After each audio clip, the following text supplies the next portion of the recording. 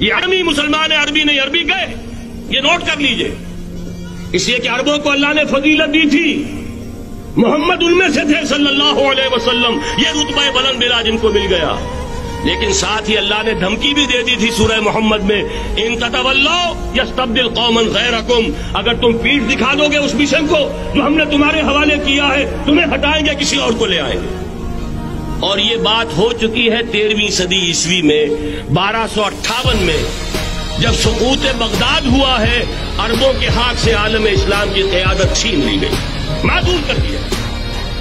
اس کے بعد قیادت کن کے ہاتھوں میں آئی؟ ترکوں کے ہاتھ میں،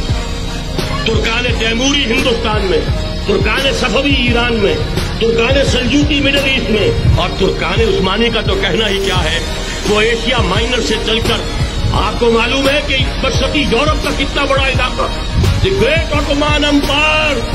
کی صدی کے آغاز تک قائم تھی۔ اس صدی میں عجیب عجیب معجزے ہوئے ہیں۔ گریٹ آٹومان امپائر جو 3 بر اعظموں پر محیط، نام و نشان ختم۔ The great U S S R, نام و نشان ختم۔ اب تو روس سارے ایک ملک کی حیثیت سے رہ گئے۔ یہ اس صدی میں 2 اور وقت نہیں ہے، میں اور آپ کو کیا بتاؤں، اس صدی میں تو بڑے بڑے عجیب عجوبے ہوئے ہیں، بڑی بڑی 2 عظیم جنگیں ہو چکی ہیں، تیسری جو ہے سر پر کھڑی ہے، دور نہیں ہے، جس کو حدیث میں کہا گیا ہے الملحمۃ العظمی،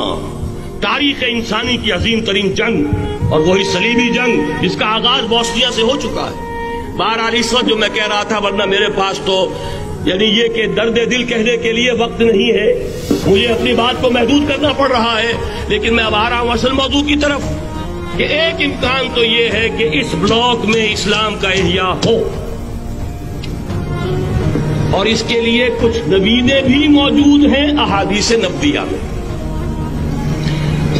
وہ تو آپ نے سنا ہوگا اقبال کا شعر،